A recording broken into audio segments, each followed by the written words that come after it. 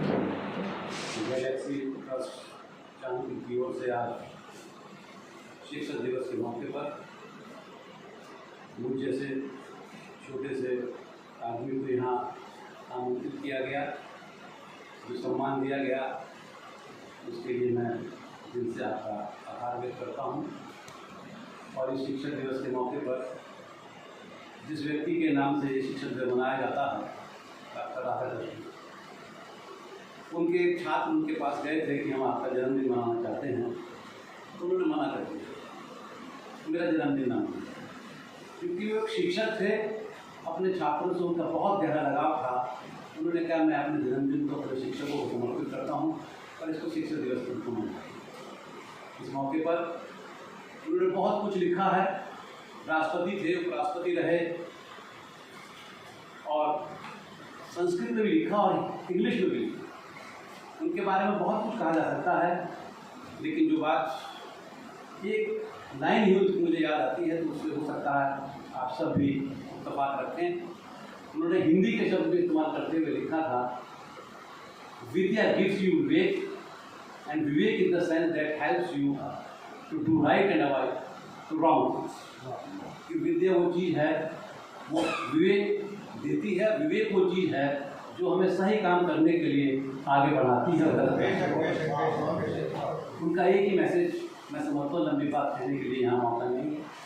मैं आज इस मौके पर उनको स्मरण करता हूँ, उनके प्रति श्रद्धा सुमन अर्पित करता हूँ, श्रद्धांजलि अर्पित करता हूँ और इस मौके पर आप सबको बधाई देता हूँ। क्योंकि मैं घड़ी में देख रहा था 12 बज गए और मेरा जो शौक़ है, जब YouTube नहीं था, मैं उस ज़माने में जब लाइट बहुत कम आती थी और शनिवार का दिन होता था, ETV मुशायरा आता था, घर में सब लड़ते थे कि सारा बैटरा इसमें ख़त्म हो जाएगा, तो मैं रात को 12 बजे अपना वो शौक़ पूरा करके उस मुशायरे को ETV के सुनकर सोता था।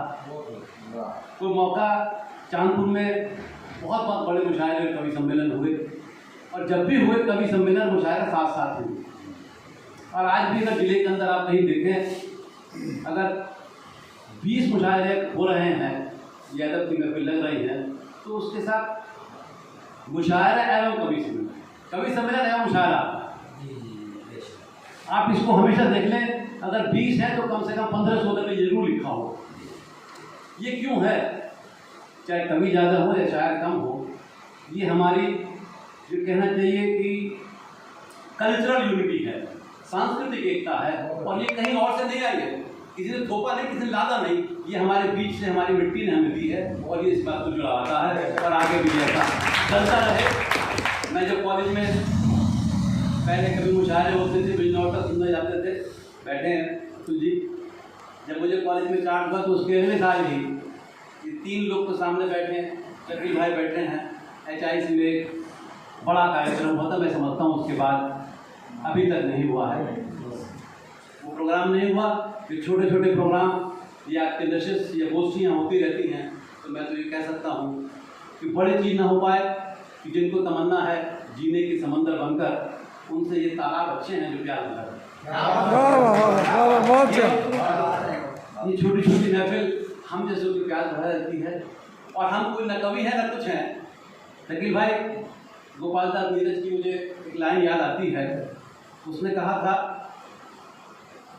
कि आत्मा के सौंदर्य का शब्द रूप है काव्य, आत्मा के सौंदर्य रूप का शब्द रूप है काव्य, मानव होना भाग्य है और कवि होना सौभाग्य।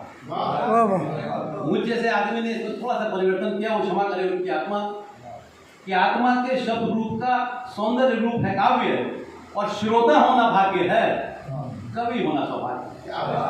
तो मैं कवि हूँ, एक श्रोता हूँ, मुशायरों का, कवियों का, इन चीज़ों का, इन लोगों का सम्मान करता हूँ और जुड़ा रहता हूँ। अभी मैं अतर भाई से मेरी बात हो रही थी कि अपना निजी लिखना, उसको छापना, पब्लिश करना, बहुत लंबा संकलन आदमी करता है, तब जाके उस मुकाम पर पहुँचता है।